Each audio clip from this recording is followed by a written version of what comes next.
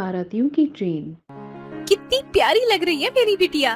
तुझे काला टीका लगा दूं, कहीं पता चले मेरी ही नजर लग गई तुझे। माँ, भला कभी किसी बेटी को उसकी माँ की नजर भी लग सकती है? लगता है बारात आ गई। सेजल बेटा, तू यहीं अपने कमरे में रुक, मैं जाकर बारात का स्वागत करती हूँ। बारात के आते ही सीमा बारात का स्वागत करने के लिए चली जाती है और थोड़ी देर में सेजल भी नीचे मंडप में आ जाती है। सारी विधि विधान से सेजल की शादी हो रही होती है कि तभी उन्हें किसी बारात के आने की आवाज आती है। हाँ, यह तो बारात की आवाज है ना, लेकिन यहाँ आसपास तो कोई और शादी हो ही नहीं रही है। सीमा और शादी में मौजूद लोग कुछ समझ पाते इससे पहले ही उन सबके सामने भूत और चुड़ैलों से भरी एक बारात आती है, जिसे देखकर सभी लोग काफी डर जाते हैं।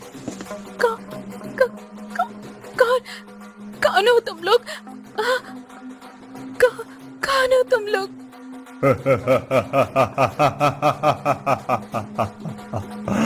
लगता है तुमने हमें पहचाना नहीं।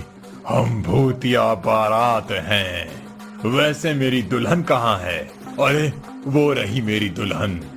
जितेंद्र नाम का भूत अपनी भूतिया घोड़े से उतरता है और उड़ता हुआ सेजल के पास जा पहुंचता है।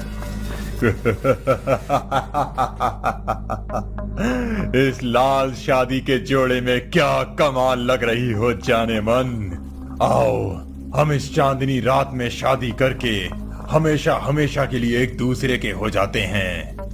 दूर रहो मेरे से, दूर रहो, वरना मैं तुम्हें छोड़ूंगी नहीं।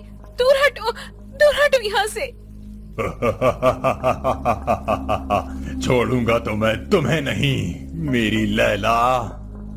इतना कहकर वो जितेंद्र नाम का भूत सेजल को उठाता है और अपने भूतिया घोड़े पर बैठकर अपने सभी भूतिया बारात को एक जंगल की तरफ ले जाता है। जंगल को पार करते ही सामने एक बहुत पुराना स्टेशन होता है और उस स्टेशन पर एक डरावनी सी खून से लथपथ ट्रेन खड़ी होती है। जितेंद्र उस दुल्हन और अपने सभी भूतिया बारातियों के साथ उस ट्रेन के अंदर चला जाता है और देखते ही देखते वो ट्रेन वहाँ से गायब हो जाती है। हे भगवान, यह क्या हो गया? ये सब क्या हो रहा है? कहाँ ले गया एक भूत मेरी बिटिया को? हे भगवान, मेरी कुछ तो मदद करो। शादी में मौजूद हर कोई यह नजारा देखकर काफी हैरान होता है। उन्हीं में से एक केतन और वरुण नाम के दो दोस्त भी होते हैं।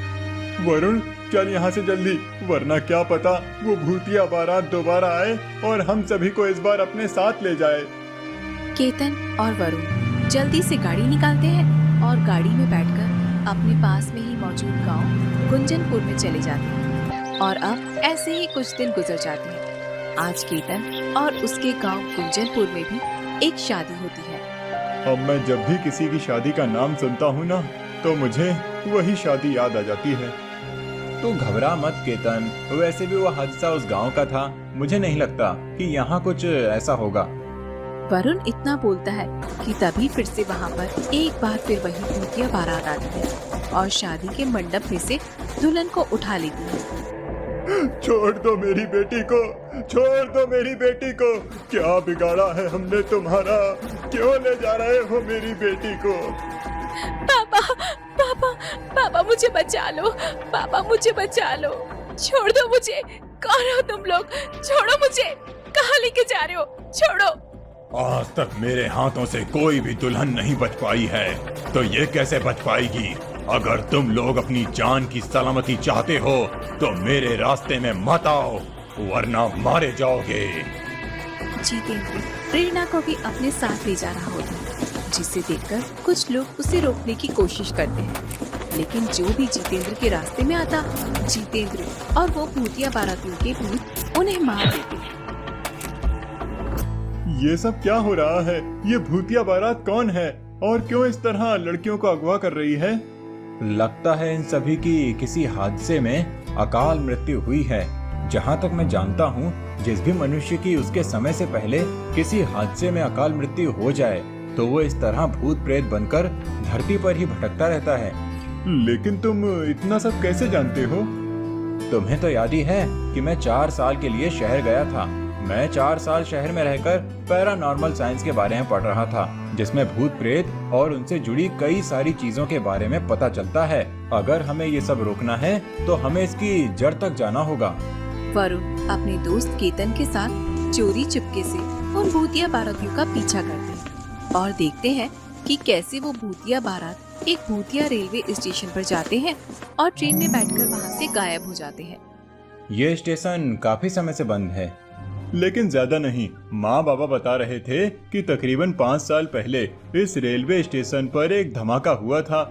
उसी वक्त इस स्टेशन पर एक ट्रेन आकर रुकी थी। उस ट्रेन में अचानक हुए धमाके की वजह से रेलवे स्टेशन और ट्रेन में मौजूद हर व्यक्ति की मृत्यु हो गई थी और जब से ये रेलवे स्टेशन ऐसा ही है।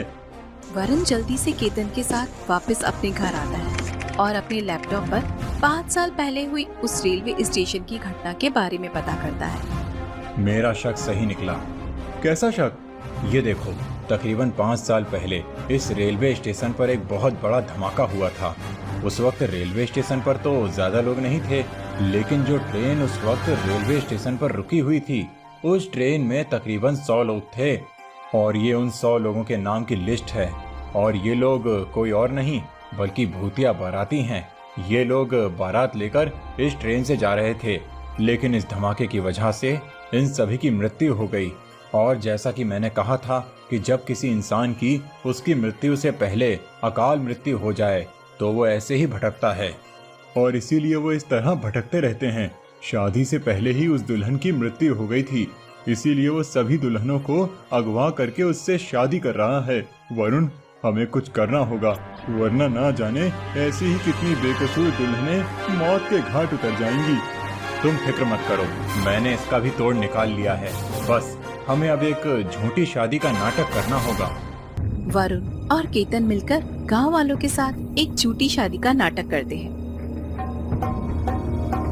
वरुण, वो भूतिया बारात आज भी आएगी ना?